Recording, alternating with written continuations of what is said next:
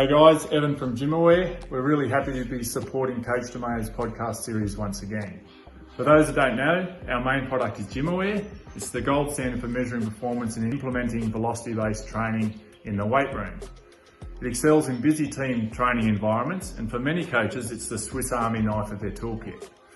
The Gymaware is used for athlete profiling, jump testing, fatigue monitoring, and for lifting within velocity zones. The system provides real-time feedback on individual targets, plus it's got an impressive range of leaderboards. Now, for those that are after a VBT device that's affordable, for the individual and for smaller groups, we recently released our new laser-based product, Flex. Importantly, it's been independently validated and proven to be both accurate and reliable. So if you're interested in either product, or you want to learn more about the velocity-based training and how it can help you as a coach, check out our website or contact us directly. So in the meantime, we trust you enjoy the Coach DiMaio's podcast, Outside the Rack. The world of strength and conditioning is filled with some fantastic practitioners that are always searching for more. But more what? What are strength and conditioning coaches searching for to better their ability to prepare their athletes? Well, what about cutting-edge information? Or a place where you can find different opinions from forward-thinking coaches on what you're doing, how you're doing, and try to get feedback to be better for your athletes? Or what about a place where you'll find like-minded coaches that can provide solid coaching advice and career development for you as you progress through your career as a strength and conditioning professional? Well, this is exactly why we built the Strength Coach Network. You'll have access to exclusive monthly content on top of the sensationally active forum that we have where you can communicate with coaches all over the world to find those answers that you're looking for to help you be a better practitioner for your athletes.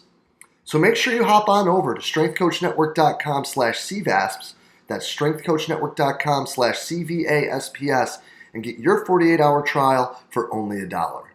I look forward to seeing you in the Strength Coach Network. What's up, everybody, and welcome to the 68th episode of Outside the Rack, brought to you by Kinetic Performance, the makers of Gymaware.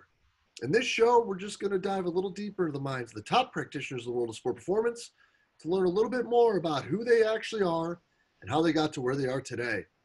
Today, we are joined by the head strength and conditioning coach at Shippenburg University, Dennis Kerstetter. Dennis, man, thanks for being with us again. Appreciate it, Coach. Appreciate having me on again. Yeah, man. Glad to catch up. Glad we could snag some time here. I know it's a crazy time up there in PA and things are super hectic, so I truly appreciate it, man. But before we get too far into this, who is Dennis?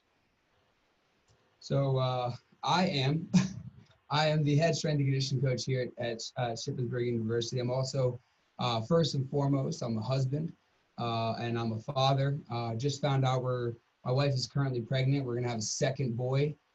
So two little hellions running around, and I couldn't be more excited about that. But when it comes to here at Shippenburg, I'm the head strength and conditioning coach, and I try to extend myself outside of just strength and conditioning and try and touch all things Shippenburg and being invested here.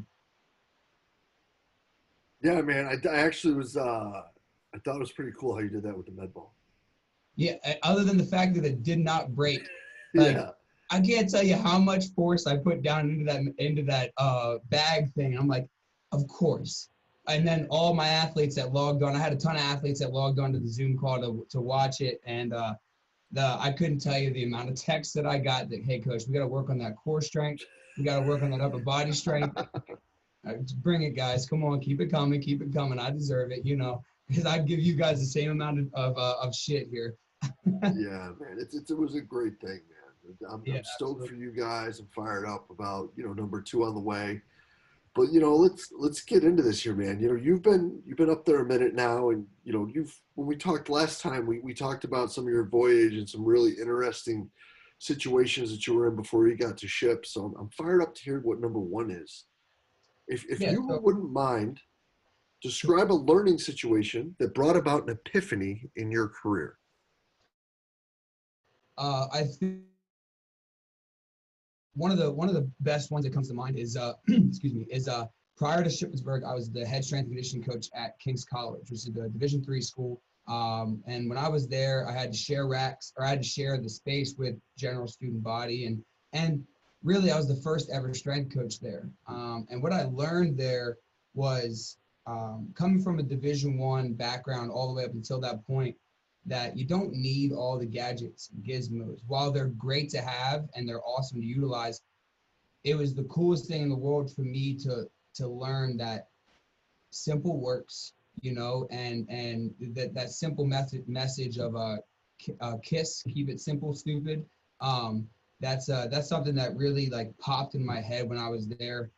We just had barbells and dumbbells and racks, and just getting consistent work in went way farther into creating the buy-in that we needed there, and building up these athletes to be resilient, and also to get them to buy into just the overall process, because all they see on Instagram is these crazy out of context workouts and all these things. So getting them to kind of understand, dialing in, because all we had was simple stuff. So we're going to keep it super simple, and we're going to get the most out of it. And I took that here, where I have a little bit more resources and a little bit more opportunity to do things, but it just really dials in my programming. It dials in, it kind of helps me sift through all the stuff you hear about, all the stuff you read about, all the stuff that you're doing. It's a constant reminder. Every time I think back on Kings, it's a constant reminder of keep it simple, man. Keep it simple. You don't got to get too fancy with it. Yeah, and I think that's something that all too often coaches want to jump a little bit too far, too fast with, right? Because the neat, cool, sexy things are always going to be the neat, cool, sexy things, when in reality, you need to be able to make it big with what you have, the ability to utilize. And I think that, this day and age and what we're looking at in this crazy world of COVID, you're going to have to be more and more in tune with all of that, like everyone is. And I think that right now there's going to end up being a lot of people that have to take a really big step back and a deep breath and be like, yeah, this is how we had to do it before any of those fun things were around, Yeah, absolutely. Well, listen, brother, we talked about this one before, so I'm really excited to see what you ended up coming up with, because as a guy who has had to really dig back in and find what the foundational aspects of programming were for him and how he could be successful, I'm excited to hear what you have for this. If Step could come up with one question and he knows he would get the answer to it, what would that be and why? You got me on this one, and I know we talked about it before. This was a tough one, because a lot of stuff comes to mind, but I think where I'm at currently in my thought processes and where I'm at in the current climate of things, the question I think I would ask is, and I think I would direct this towards your upper level administration. But what is the value of the strength coach? And the reason why I would ask that is because I think it's so easily misconstrued, and it comes from a place of, that's the only that like Instagram and Twitter, you only see the crazy, outlandish things that are happening that strength coaches are doing, that but the value of a strength coach is more than that hype man. It's more than the guy who just yells at people and just writes workouts, and sitting here on the screen with you, it's easy to talk to you about this, but to talk to the people that don't know what's going on in the weight room, that only see what's out there on ESPN or whatever the case may be, the question I would ask is what's the true value of a strength coach?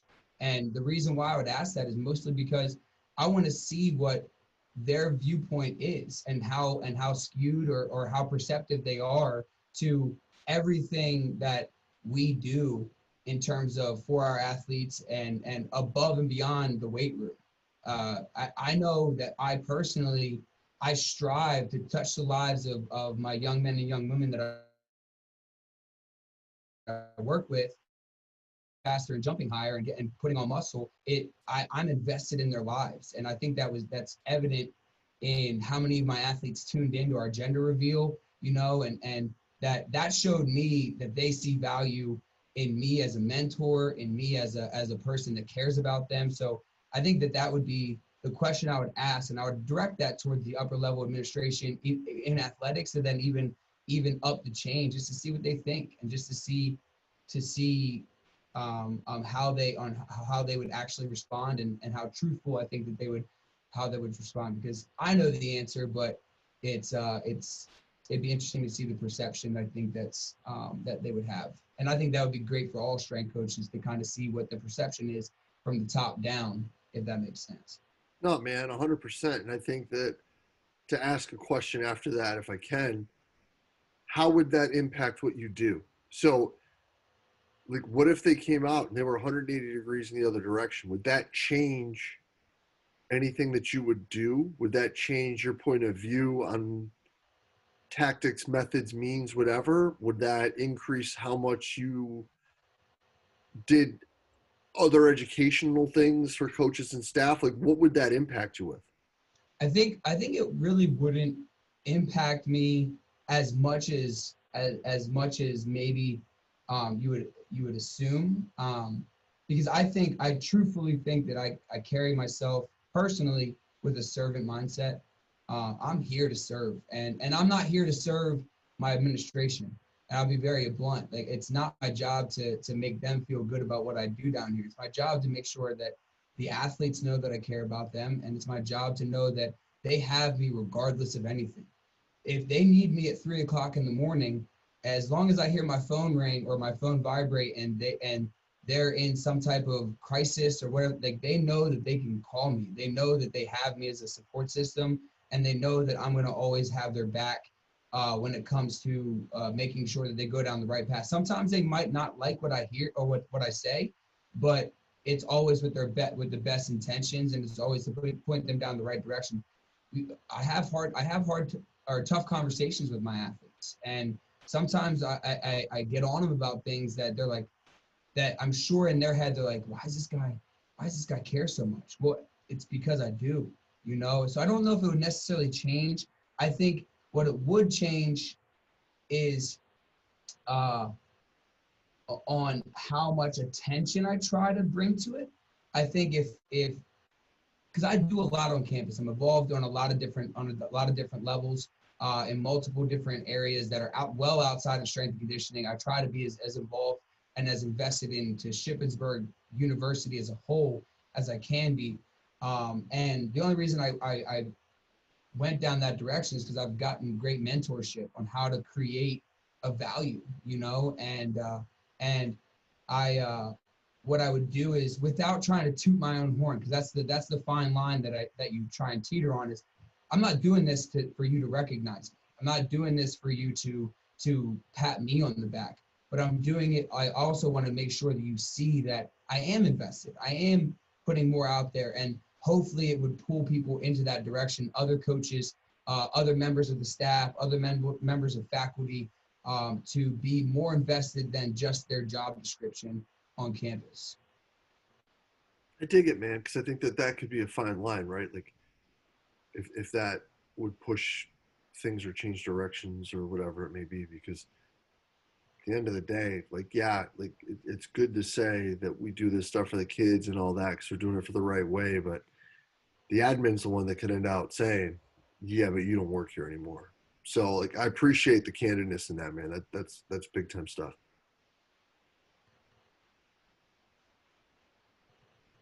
But no, man. So let me get you out of here on this, dude, because you do a lot. You're super active. You're super involved. You do a lot for the kids in and out of the weight room. But eventually, man, everybody's got to come back to neutral. So, what's Stet's escape, man? The easy answer is the weight room, right? But no, for me, it's cooking and cooking shows.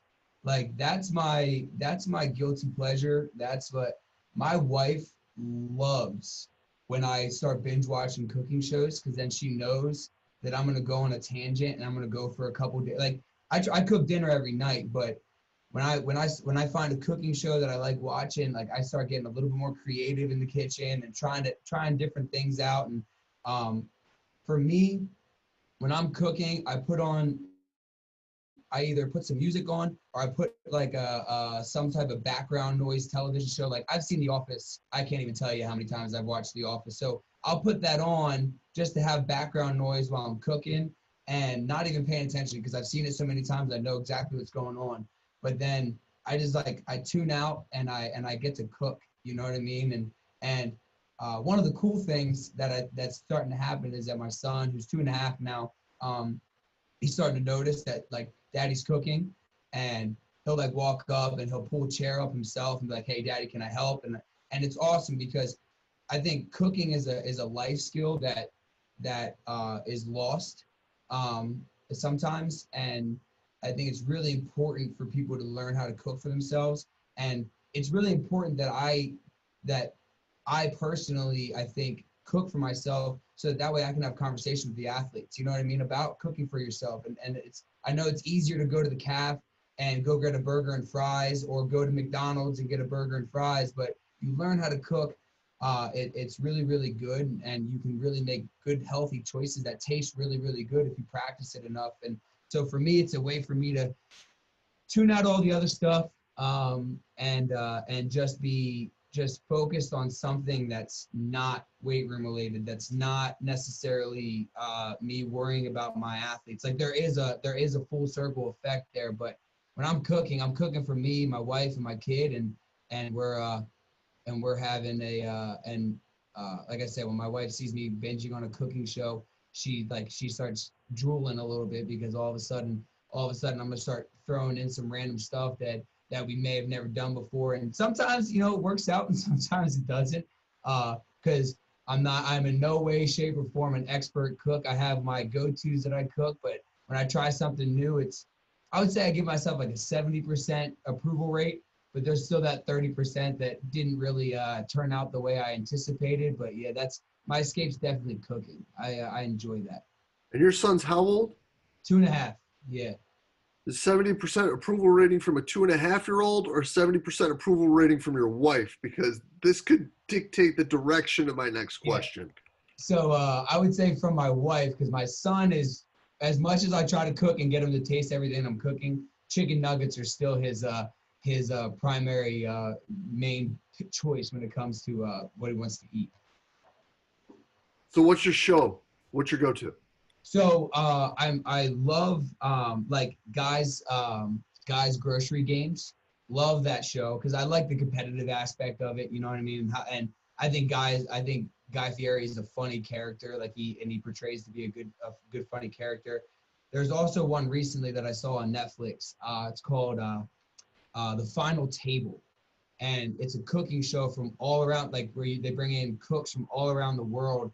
And they cook in pairs until they get down to, I believe it was 4 of them, and then they each individually have to cook. But each week or each episode was a different focus on a different area of the world. So it kind of changed how they had to cook. And some people were from, like there was 2 cooks from Mexico that had to figure out a way to cook in a French like fine dining sense. So it takes what they've learned and that type of thing, and they have to apply their own background into making it fit whatever the dish is that the cooks or the judges come up with. But it's a cool show because you get to see how similar but yet how different cooking can be, and like there are definitely some tactics and some things that they do that expand across every single category of cooking, but then there's also some real fine tuning that you definitely saw in that show that makes you appreciate like a really good chef and how they can manipulate something. Like there was a guy who made this it was like a fried breaded ball, and on the inside of it was just a runny egg yolk. And I'm like, how did you do that without one, like cooking the egg yolk through? 2, as soon as they cut it, it spilled out like a runny egg yolk, and it was just like, it's just little things like that. I'm like, if I tried that, no shot in the world. If you gave me 100 chances, I might get it once. You know what I mean? And so it makes you appreciate the level of attentiveness and all of those things that chefs have, and it makes you just appreciate a different style of mastery.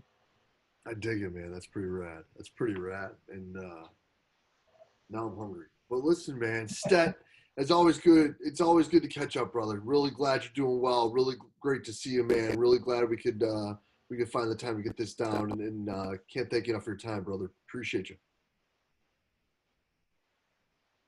Yeah, I appreciate it, Coach. Thanks again for having me on. As always, it's always great talking to you, and I appreciate it. Yeah, man. We'll be in touch real soon, brother. Cheers. Thank you. Yes, sir. Thank you.